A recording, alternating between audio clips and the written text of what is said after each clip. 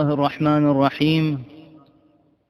قال المؤلف رحمه الله تعالى في باب ما جاء في السحر، وقول الله تعالى: ولقد علموا لمن اشتراه ما له في الآخرة من خلاق، وقوله: يؤمنون بالجبت والطاغوت. إن الحمد لله نحمده ونستعينه ونستغفره ونعوذ بالله من شرور أنفسنا ومن سيئات أعمالنا، من يهده الله فلا مضل له ومن يضلل فلا هادي له،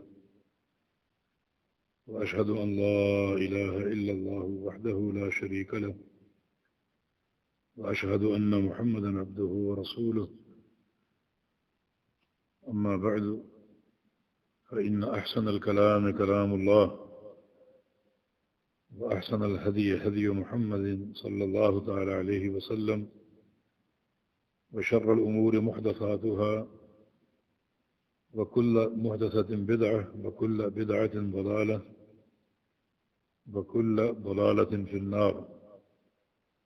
من يطع الله ورسوله فقد رشد واهتدى، ومن يعص الله ورسوله فقد ضل وغوى.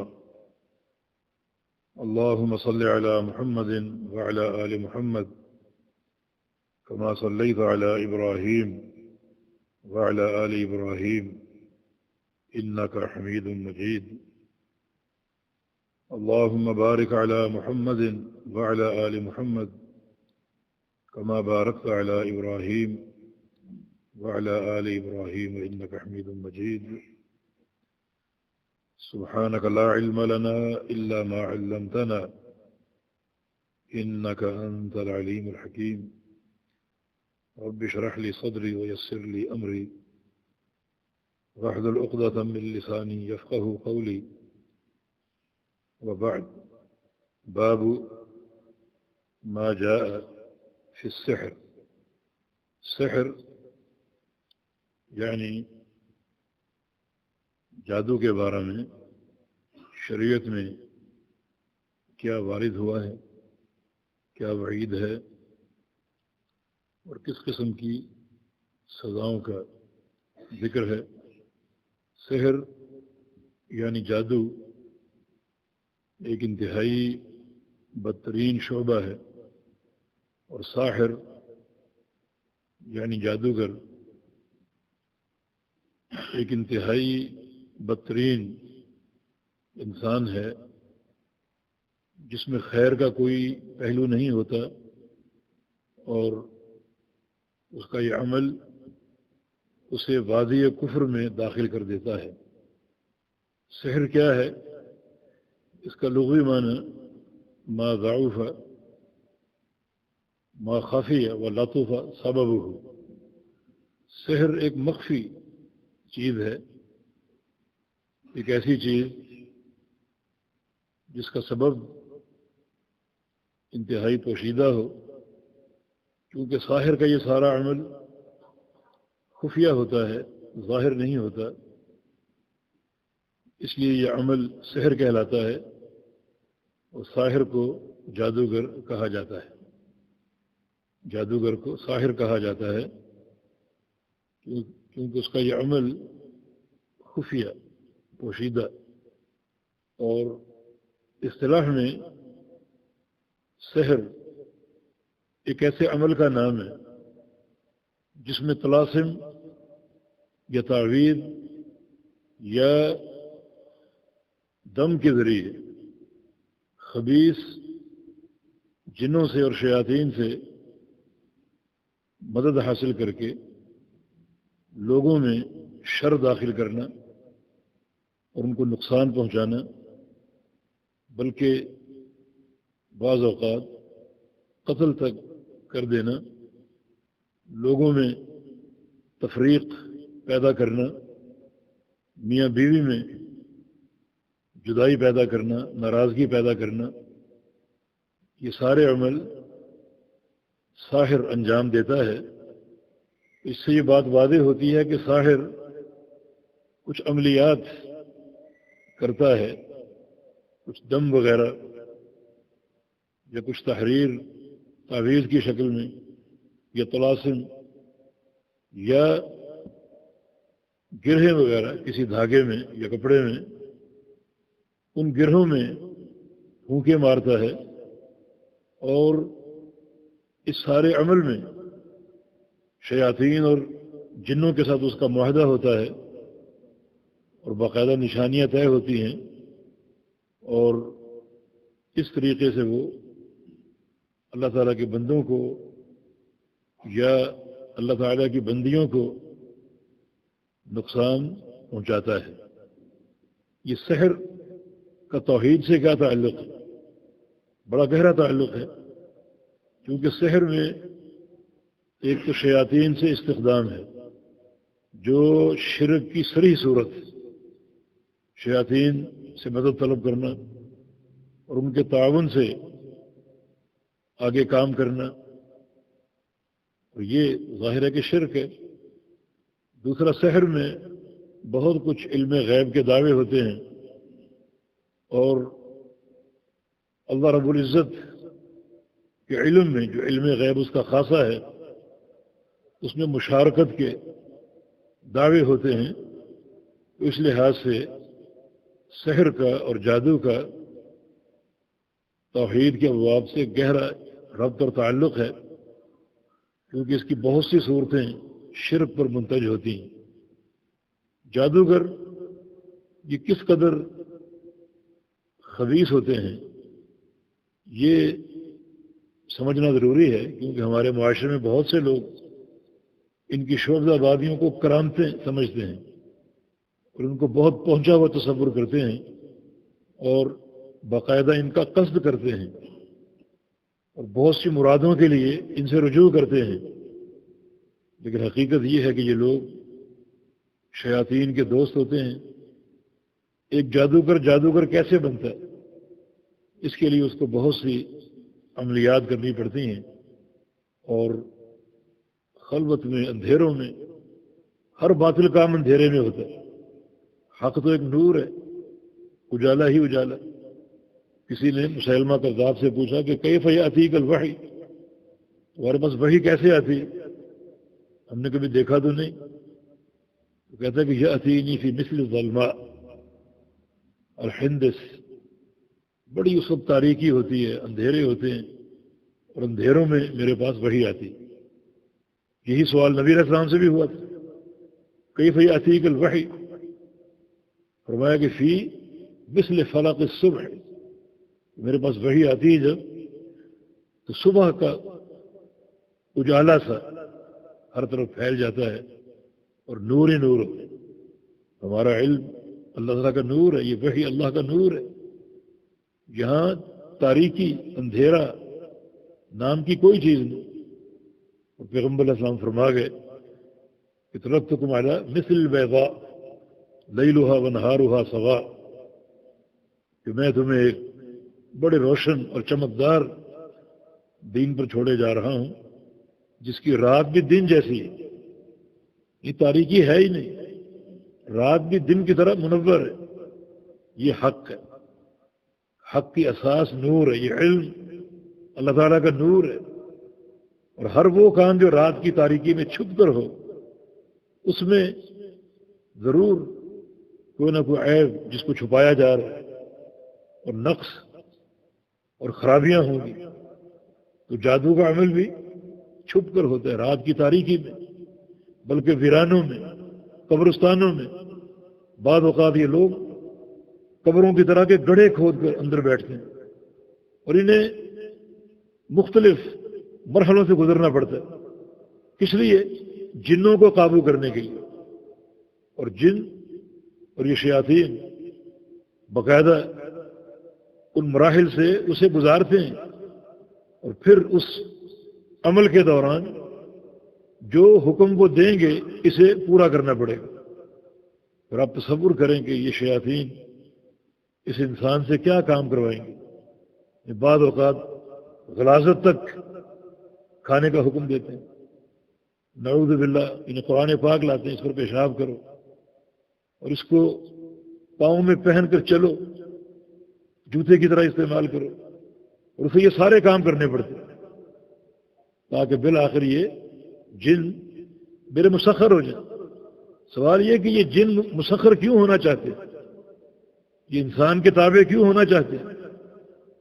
وہ سمجھ لیتے ہیں کہ یہ شخص شر ہی شر ہے، اور جو اس کا ذہن کام کرتا ہے شر کے تعلق سے وہاں تک ہماری بھی رسائی نہیں، تو ٹھیک ہے اس کے ساتھ مل کر، کیونکہ یہ جن اور یہ شیطان انسانوں کے دشمن ہیں، دشمنی میں سب کچھ کرنے پر تیار ہے، تو پھر ایسے لوگوں کے یہ تابع بن جاتے ہیں، انہیں اپنا گرو مان لیتے ہیں، ان سارے مراحل سے گزار کر کہ تمہارا ذہن وہاں تک رسا ہے جہاں تک ہماری پہنچ نہیں، لہذا تم ہمارے استاد ہو، ہم تمہارے چیلے ہیں، اب تم ہم سے کام لو، اللہ کی مخلوق کو گمراہ کرنے کے لیے اور بندوں کو نقصان پہنچانے کے لیے۔ تو جادو کا عمل انسانوں اور شیطانوں کی ملی بھگت سے ہوتا ہے۔ اب یہ جن اور یہ شیاطین اس انسان کے تابع ہو جاتے ہیں، اور پھر وہ شخص ان شیاطین کے استخدام سے اور ان جنوں کے استخدام سے شر پھیلاتا ہے اور مختلف جادوئی عمل انجام دیتا ہے، اور یوں معاشرے میں انتہائی بگاڑ پیدا کرنے کا سبب بنتا ہے۔ شیطان انسان کا دشمن ہے، اور یہ شخص بھی ان شیاطین کے قرب کی بنا پر انسانوں کا دشمن بن جاتا ہے۔ اس میں کوئی خیر نہیں ہوتی، مجسمہ شر ہوتا ہے یہ۔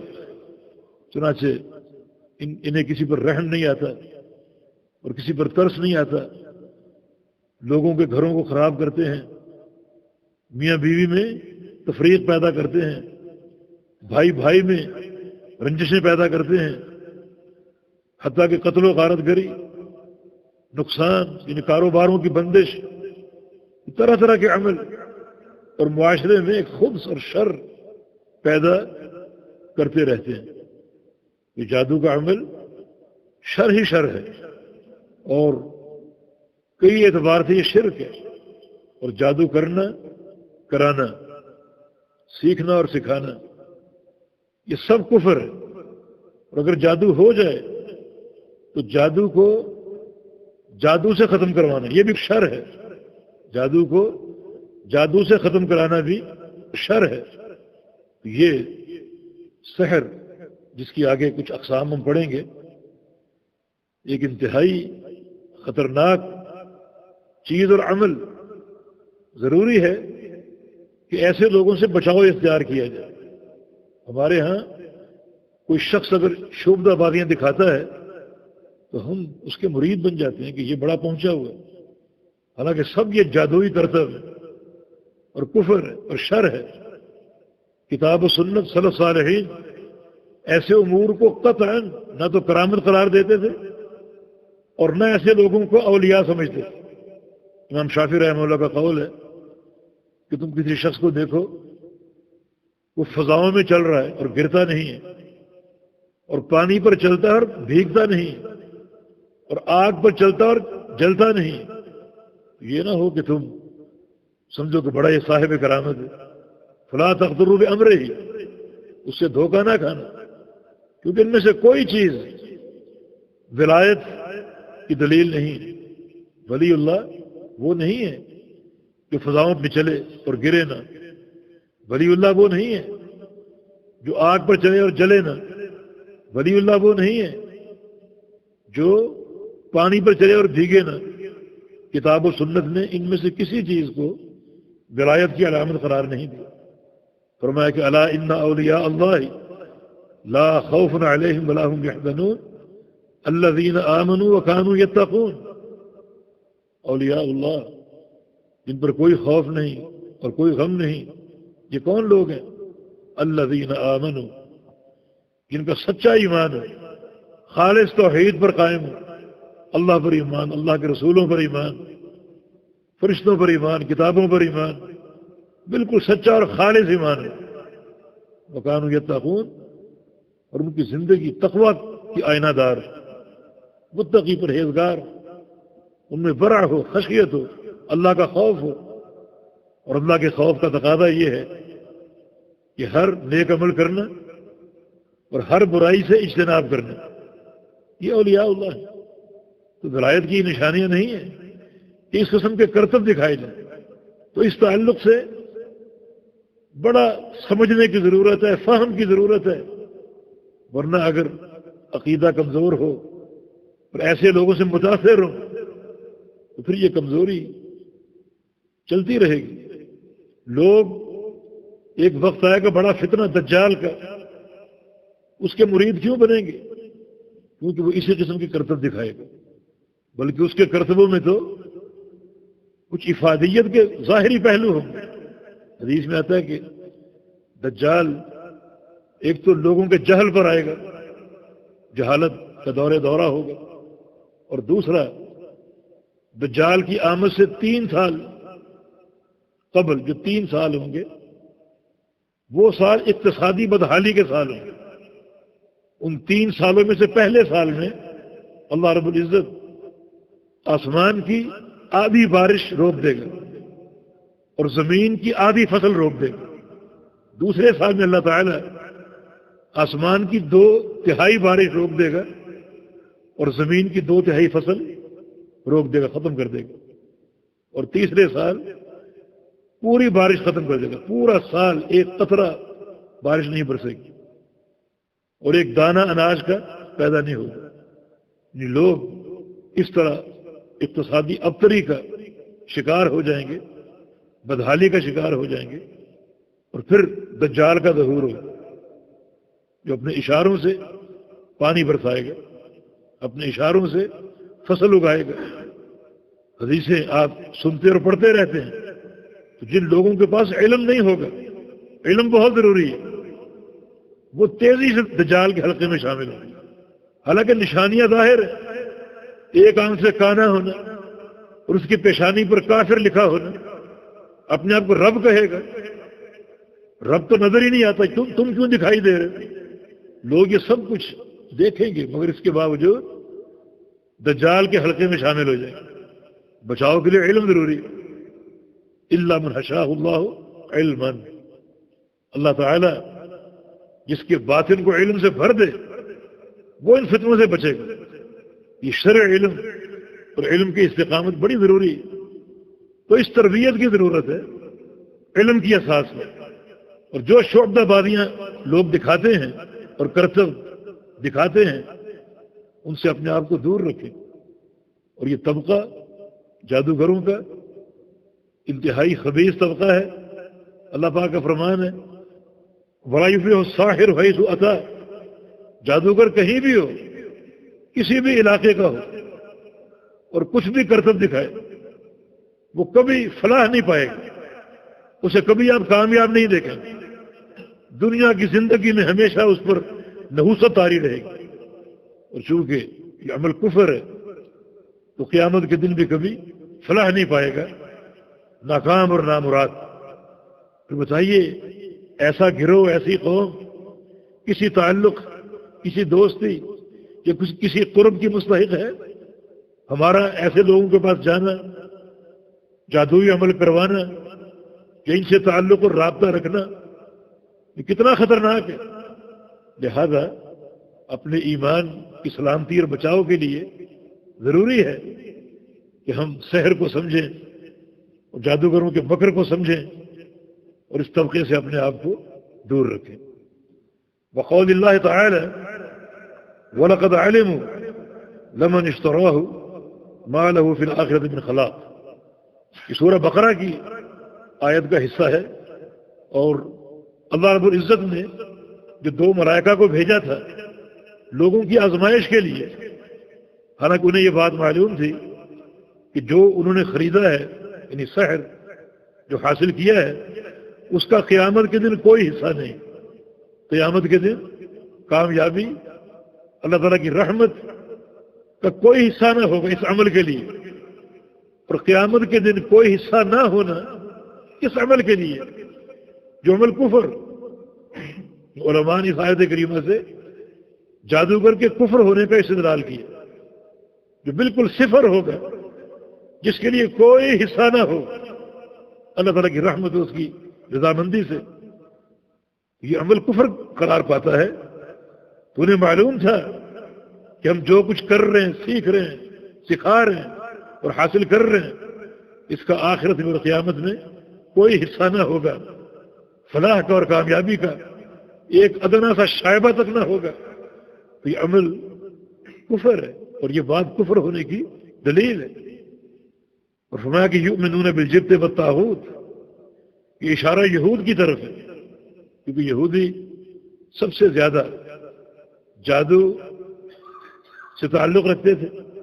جادو کرنا، کرانا، سیکھنا اور سکھانا اور لوگوں میں شر پیدا کرنا، یہ زیادہ تر یہود کا عمل تھا.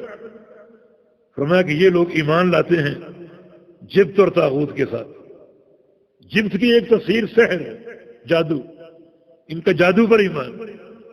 تو اگر ہم بھی جادو سے تعلق رکھیں گے تو تشبہ ہوگا یہود کے ساتھ. اور یہود سب سے بدترین قوم ہے، سب سے بدترین قوم اس رقعہ ارضی پر یہودی. تو ان کے اعمال اور خصائل کے ساتھ تشبہ کتنا خطرناک ایک عمل ہوگا. اور طاغوت کی بہت سی تفسیریں ہیں، ایک تفسیر شیطان بھی ہے، اور یہ تفسیر آپ بہرحال سنتے آ رہے ہیں کہ طاغوت سے مراد ہر وہ چیز حد سے تجاوز کر جائے جس کے تعلق سے، خواہ وہ معبود ہو یا متبوع ہو، اللہ پاک کے علاوہ کسی کی عبادت کریں، وہ آپ نے اس کو طاغوت بنا دیا. تو یہود کا شیوا کیا تھا؟ جبت یعنی سحر پر ایمان لانا اور طاغوت پر ایمان لانا. اور آگے یہ تفسیر شیخ الاسلام نے بھی ذکر کی ہے، یعنی قال عمر رضی اللہ تعالی عنہ الجبت والسحر والطاغوت الشیطان. جی. قال عمر الجبت السحر والطاغوت الشيطان. وقال جابر الطواغيت كهان كان ينزل عليهم الشيطان في كل حي واحد. یہ طاغوت کا دوسرا معنی ہے، یعنی طاغوت سے مراد شیطان بھی ہے، اور طاغوت سے مراد ہر وہ چیز یا شخصیت جس کے تعلق سے آپ شرعی حد سے تجاوز کر جائیں، خواہ وہ کوئی معبود ہو، متبوع ہو، مطاع ہو، یہ بھی طواغیت ہے. اور طاغوت سے مراد جابر رضی اللہ عنہ کی تفسیر کے مطابق الطواغیت کہان کان ینزل علیہم الشیطان، کہ طواغیت یعنی طاغوت وہ کاہن تھے جن پر شیطان نازل ہوتے تھے. فی کل حی واحد، ہر قبیلے میں ایک کاہن موجود ہوتا تھا جس کا رابطہ جنوں اور شیاطین سے رہتا تھا، اور یہ خبریں اچک کر ان کو پہنچانے کی کوشش کرتے تھے. یوں ان دونوں کی ملی بھگت سے لوگ جو تھے وہ گمراہ ہو رہے تھے. تو ہر قبیلے میں ایک کاہن موجود ہوتا تھا، اور لوگ اپنے فیصلے ان کاہنوں سے کرایا کرتے تھے. یہ بھی طاغوت ہے، یعنی ہر وہ شخص طاغوت ہے جس کا رابطہ شیاطین سے ہو، ان سے خبریں معلوم کرنے کی کوشش کرے اور اس کی روشنی میں لوگوں کو گمراہ کرنے کی، ان میں فساد پیدا کرنے کی کوشش کرے. تو چونکہ ساحر جادوگر کا رابطہ بھی شیاطین سے ہوتا ہے، اس لیے ساحر بھی اس معنی میں طاغوت شمار ہوگا. جی. وعن أبي هريرة رضي الله عنه أن رسول الله صلى الله عليه وسلم قال اجتنبوا السبع الموبقات. قالوا يا رسول الله وما هن؟ قال الشرك بالله والسحر وقتل النفس التي حرم الله إلا بالحق وأكل الربا وأكل مال اليتيم والتولي يوم الزحف وقذف المحصنات الغافلات المؤمنات. یہ حدیث جناب ابو ہریرہ رضی اللہ عنہ سے مروی ہے. فرماتے ہیں کہ رسول اللہ صلی اللہ علیہ وسلم نے ارشاد فرمایا اجتنبوا السبع الموبقات، بچو 7 چیزوں سے جو کہ مہلک ہیں، تباہ کن ہے، برباد کرنے والی ہیں. اور یہ بربادی اور تباہی مطلق بربادی اور تباہی یہ دنیا کی بھی ہو سکتی ہے، قیامت کی بھی ہو سکتی ہے. یہ 7 جو مہلک چیزیں ہیں یہ کبائر ہیں، بڑے گناہ. صحابہ نے پوچھا وہ کیا ہیں؟ فرمایا کہ الشرک باللہ، ایک اللہ تعالیٰ کے ساتھ شرک کرنا. تو شرک کو مقدم کیا گیا، جو اس بات کی دلیل ہے کہ شرک سب سے بڑا گناہ ہے اور سب سے مہلک گناہ ہے. اتنا مہلک ہے کہ مشرک انسان کبھی جہنم سے نہیں نکالا جائے گا. اس کے لیے جہنم کا خلود ہے اور جہنم کی ہمیشگی ہے. دوسرا گناہ والسحر، جادو. جادو بڑا خطرناک گناہ ہے اور بہت بڑا مہلک ہے. یعنی شرک کے بعد جادو کا ذکر ہے. تو شرک بھی جس طرح خطرناک گناہ ہے اور ایک بڑا مہلک ہے، اس طرح جادو بھی ایک بڑا خطرناک گناہ ہے اور بہت زیادہ بربادی اور ہلاکت کا سامان پیدا کرنے والا ہے. اس کے بعد وقتل النفس التي حرم اللہ الا بالحق، قتل کرنا انسانوں کو، لوگوں کو قتل کرنا جن کا قتل اللہ نے حرام کیا ہے. تو قتل سب کا حرام ہے، کسی شخص کو قتل نہیں کر سکتے الا بالحق، مگر حق کے ساتھ. صرف 3 استثناء ہیں. ایک قتل النفس بالنفس، یعنی قصاصاً کسی کو قتل کرنا. دوسرا، اگر کوئی شخص برائی کا مرتکب ہوا اور وہ شادی شدہ ہے اس کو رجم کرنا. اور تیسرا، جو شخص اسلام قبول کر کے مرتد ہو جائے، ارتداد اختیار کر لے، اسے قتل کرنا. لیکن یہ قتل انسانوں کو نہیں سونپے گئے، بلکہ ان تمام قسم کے قتل میں مخاطب حکام ہیں جو اللہ کی حدوں کو قائم کریں گے اور نافذ کریں گے. بلکہ یہ سمجھے کہ خون کا معاملہ لوگوں کو نہیں دیا گیا، بلکہ خون کا معاملہ صرف حکومت وقت کو سونپا گیا ہے اور حکام کو سونپا گیا اور وہی اس کے مخاطب. تو عامت الناس کسی کا خون نہیں بہا سکتے، ناجائز. یہ خطاب حکام سے ہے اور حکام ہی اللہ تعالیٰ کی حدوں کو نافذ اور قائم کریں گے. واکل الربا، چوتھا گناہ جو مہلک ہے وہ سود کھانا ہے. اتنا مہلک گناہ ہے کہ سود کا ہر شعبہ باعث لعنت ہے. کھانا بھی، کھلانا بھی، لکھنا بھی اور گواہ بننا، یہ تمام چیزیں موجب لعنت ہے. اور لعنت کا معنی الطرد من الرحمہ، رحمت سے دھتکار دیا جائے. اس قدر یہ خطرناک چیز ہے. اللہ تعالیٰ کے ساتھ اعلان جنگ ہے. اس لیے کاروبار میں ہر وہ شکل جو سود پر منتج ہو یا سود کا شائبہ ہو، اس سے بچیے، احتیاط کیجیے. یہ گناہ مہلک ہے.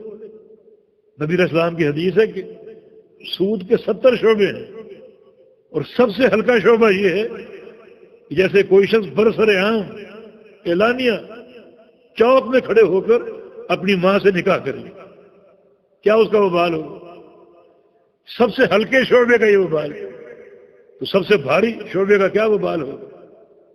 تو اکل الربا یہ بھی مہلکات میں سے ہے. وہ اکل و مال الیتیم، یتیم کا مال کھانا. اپنے پیٹوں میں جہنم کی آگ کھا رہے ہیں، یتیم کا مال کھانا. حق طریقے سے بقدر حاجت آپ استعمال کر سکتے ہیں اگر آپ یتیم کے نگران ہیں.